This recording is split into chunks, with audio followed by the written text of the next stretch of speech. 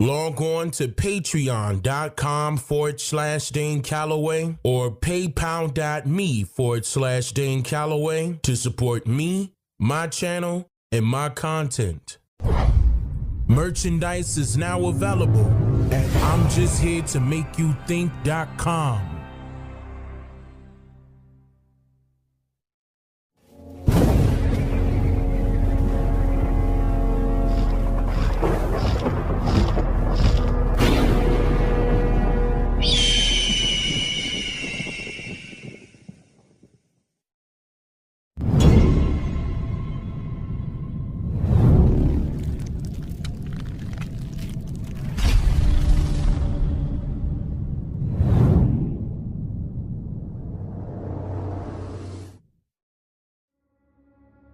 OCO, my brothers and sisters, spiritual warriors, relatives, and free thinkers. Today, we're going to be covering something that is very essential for our people to be cognizant of, because over the years, our very own people have been suffering from a ball of confusion when it comes to their actual identities. And let me explain what I mean by that. Ever since the creation of forced compulsory educational institutions, which began forcefully campaigning its one-directional formatted belief system towards our people, ever since the early 1900s, our people were educated based on strict curriculums deriving from some prominent foreign individuals who had an idea to teach our people their malicious propaganda of indoctrination in order to not only decimate our people's literacy, but to also ensure that our ancestors' history here in America have been totally erased from common knowledge. Not only that, the early 1900s carried a flux of government-funded groups or organizations of people that heavily influenced the idea of teaching our people that their history was somehow written by the victors, and that the foreign writers of history would know best as to what exactly occurred throughout these lands during the existence of America in general. But here's the problem with that. No one has ever thought about challenging the so-called education that was forcefully given to them. Why are you saying forcefully, Dane? Well, did you want to learn the things that you were taught in school? Or were you given no choice? And by the way, that's called indoctrination. To indoctrinate means to often repeat an idea or belief to someone until they accept it, without criticism or without question. Okay?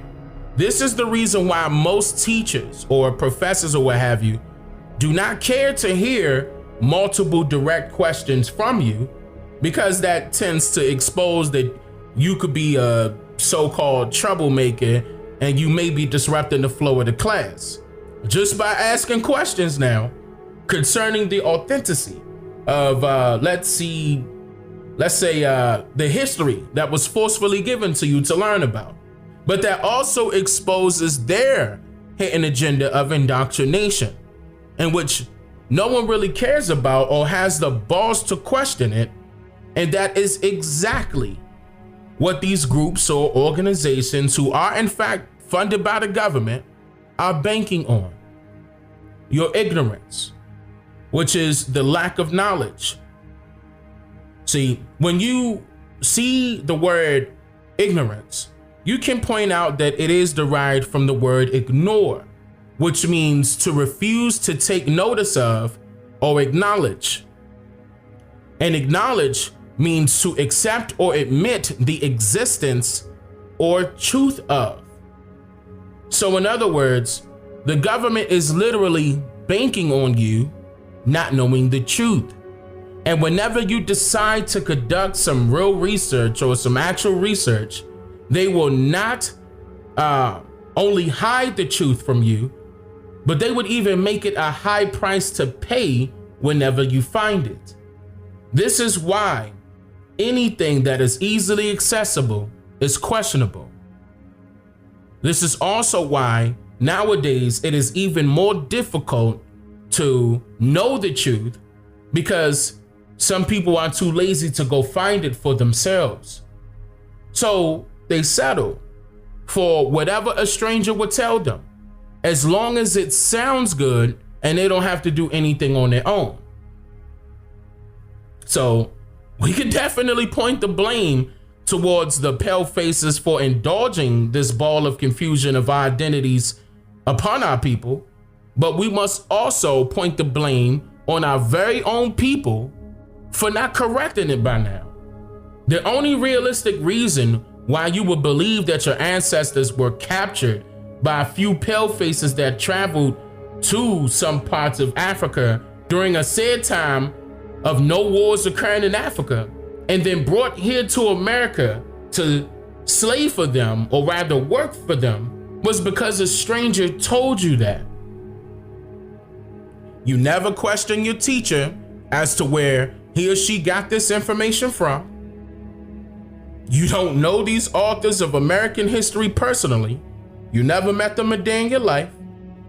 You never bothered to check the records of primary sources where they will all claim that they got this information from.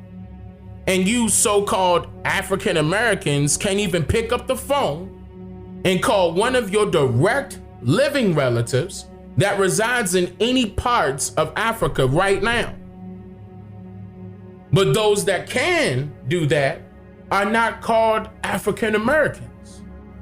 Wasn't this so-called slavery abolished in 1865? Then that means that your grandmother's mother would have passed down the stories of so-called slavery from her mother's mother to your grandmother, then to your mother, and then down to you, right? See, you have to check and see if your direct ancestors were sold on some auction block like the foreign writers of American history claims. Check and see. Check and see if your ancestors' names are on those index passenger lists of those so-called slave ships that arrived on American soil from Africa. Yep, those records exist right now. Can you name any other group or a group of people, no matter their skin complexion, that are being labeled primarily as the name of two continents? Not two countries, two continents. That is called a misnomer, which is the act of applying a wrong name to some person or thing.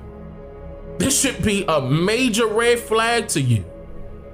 And why do you continuously call yourselves black people and allow strangers to also continuously call you black when your skin complexion is realistically different shades of the color brown? That means that there is no such thing as black people. It doesn't exist. I'll explain. Before we were called black here in America, we were lawfully called Indian, mulatto, Negro, and then colored, right? Then some mysterious things happened in history where our very own people began to claim that they were black and proud, right? The etymology of the word black means colorless or the absence of color, which is true, because if you would cut all the lights out, you would only see darkness. So if we were just being lawfully labeled as colored previously, and now gravitating towards calling ourselves black, which is the absence of color, then we are inadvertently placing ourselves in a state of not being present, non-existent, when it comes to our actual identities. And even more importantly, when it comes to law. So when you say things like you're black and proud, you're actually claiming that you do not exist and you're proud of it. When you say black power, you're promoting a promising campaign that leads to nowhere because it wasn't there to begin with. When you say that that's Black excellence, you're visualizing a delusional superiority in hopes for conclusive recognition, when in reality it's non-existent. This stems directly from the spells of the English language. Almost every word that is associated with the term Black was used in a negative sense. Now, once you begin to think for yourselves again, you'll start to ask the right questions. Like, should we continue to call ourselves Black and uphold this ball of confusion when it comes to our true identities? Our true identities?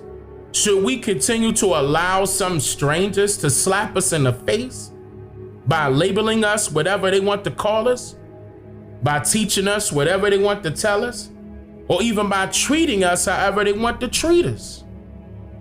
Oh yeah, we got a lot of work to do amongst ourselves, beautiful people. And before we could start worrying about other places or other people again, let's be sure that we take care of home first this time. Because our ancestors made some mistakes that allow for these tenants to become our landlords. But the good thing about mistakes is that you learn from them, so you won't ever make that same mistake twice. I'm just here to make you think.